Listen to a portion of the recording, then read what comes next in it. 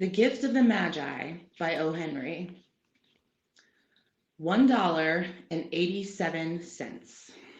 That was all, and 60 cents of it was in pennies. Pennies saved 1 and 2 at a time by bulldozing the grocer and the vegetable man and the butcher until one's cheeks burned with the silent imputation of parsimony that such close dealing implied. 3 times Della counted it. $1.87. And the next day would be Christmas. There was clearly nothing to do but flop down on the shabby little couch and howl. So Della did it, which instigates the moral reflection that life is made up of sobs, sniffles, and smiles, with sniffles predominating.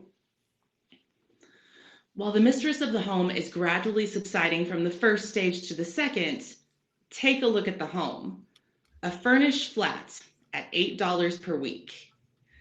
It did not exactly beggar description, but it certainly had that word on the lookout for the mendicancy squad.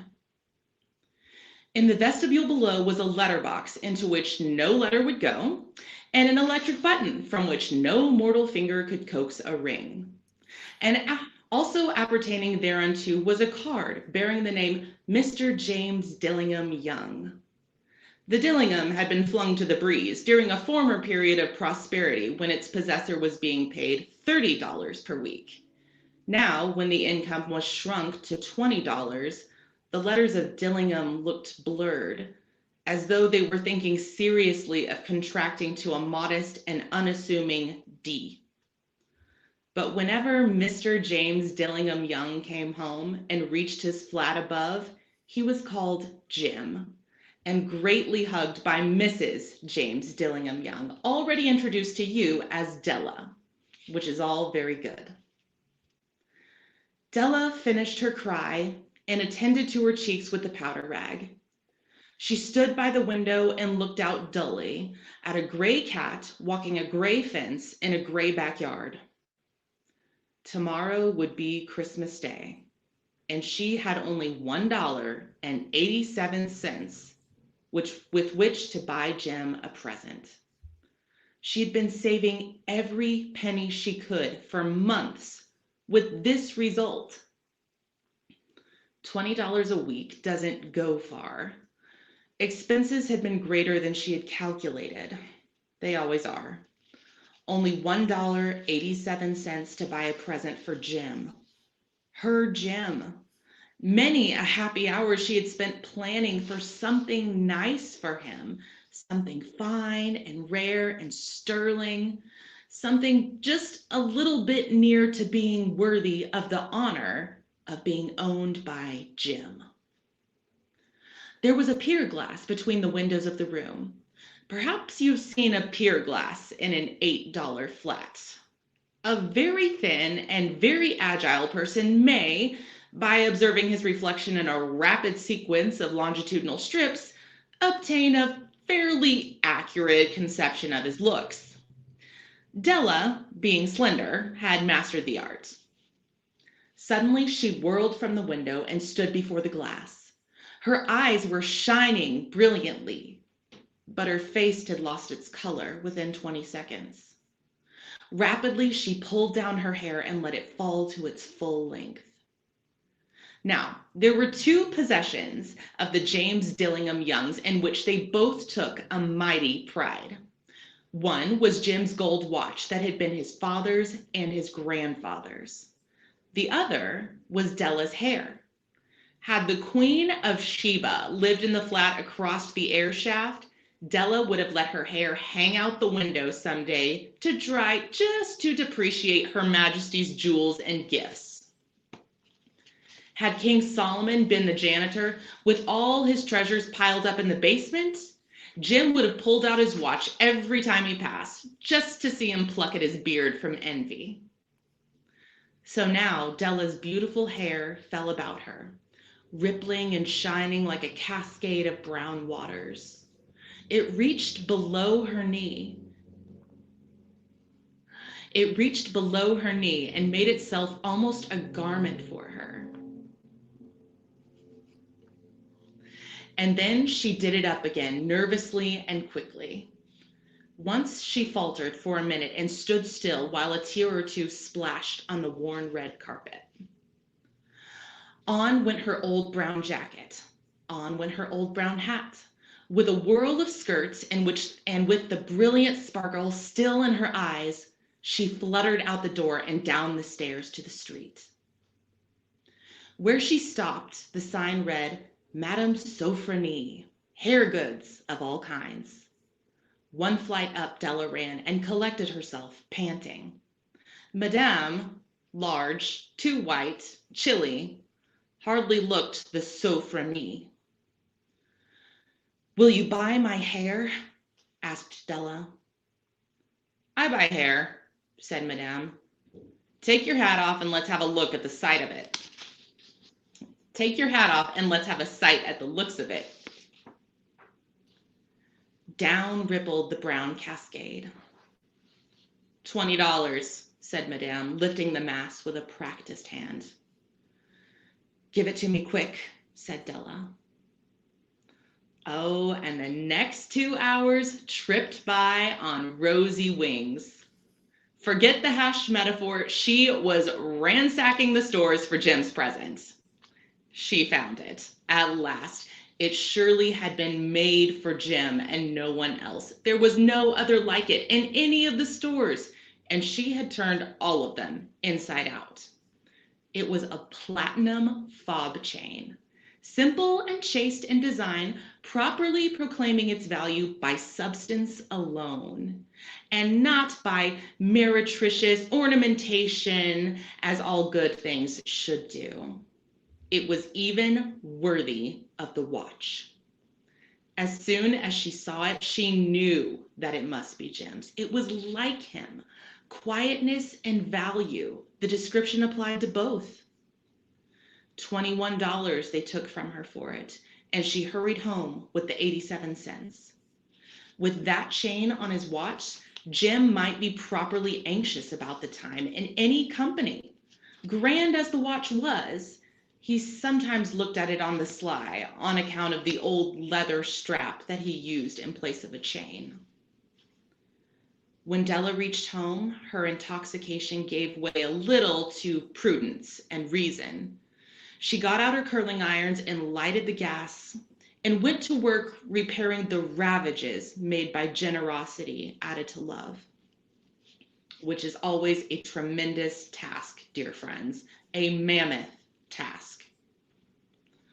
Within 40 minutes, her head was covered with tiny, close-lying curls that made her look wonderfully like a truant schoolboy. She looked at her reflection in the mirror long, carefully, and critically.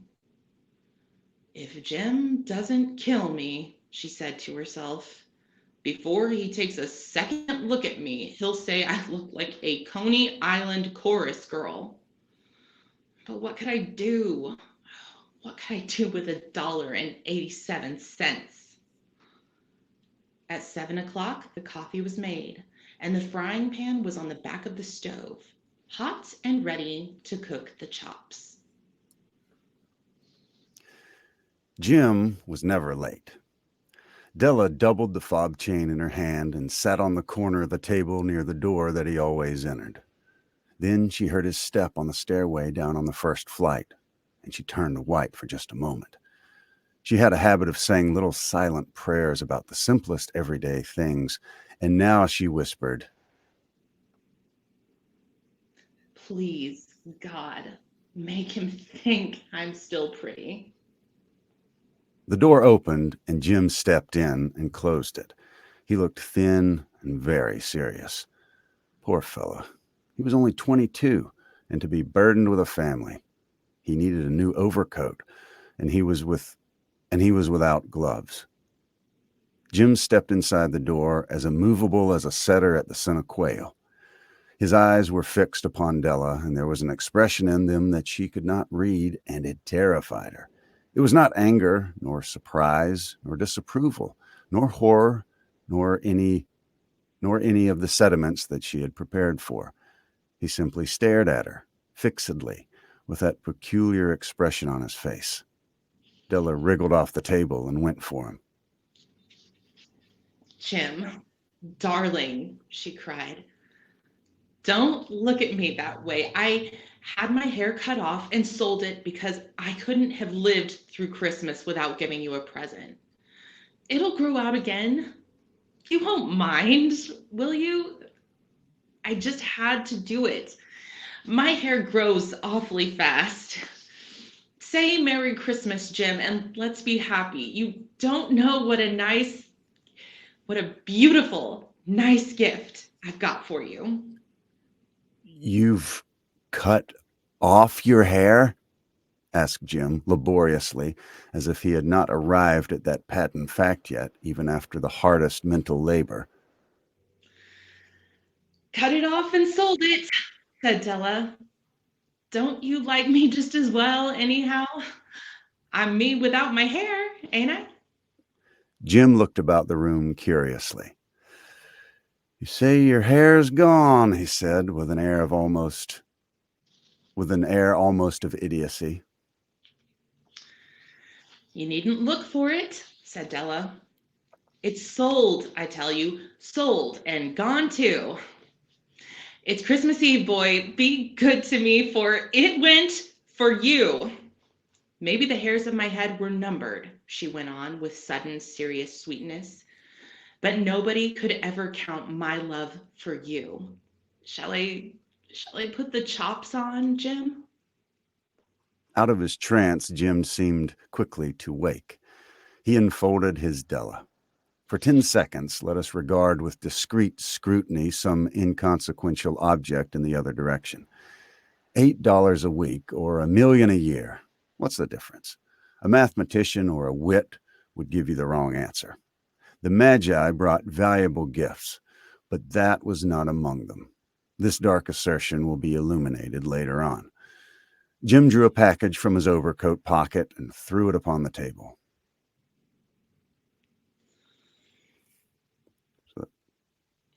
Go ahead. Sorry.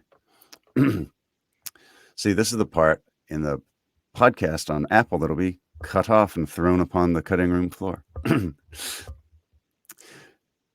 Don't make any mistake, Del, he said, about me.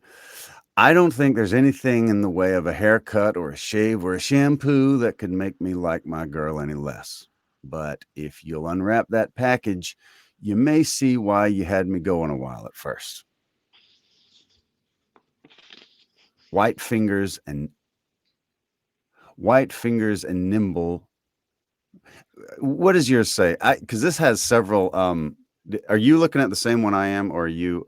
Okay, so I saw you fix about three or four typos from the other one. I jumped back. Yeah. Okay. Well, I'm just gonna. Okay. White fingers tore at the string and paper, and there was an ecstatic scream of joy, and then, alas, a quick feminine change to hysterical tears and wails, necessitating the immediate employment of all the comforting powers of the Lord of the Flat. For there lay the combs, the set of combs, side and back, that Della had worshipped in the broad, that Della had worshipped for so long in a Broadway window. Beautiful combs, pure tortoiseshell with jeweled rims, just the shade to wear in the beautiful vanished hair. They were expensive combs, she knew, and her heart had simply craved and yearned over them without the least hope of possession. And now they were hers, but the tresses that should have adorned the coveted adornments were gone. But she hugged them to her bosom, and at length she was able to look up with dim eyes and say, My hair grows so fast, Jim.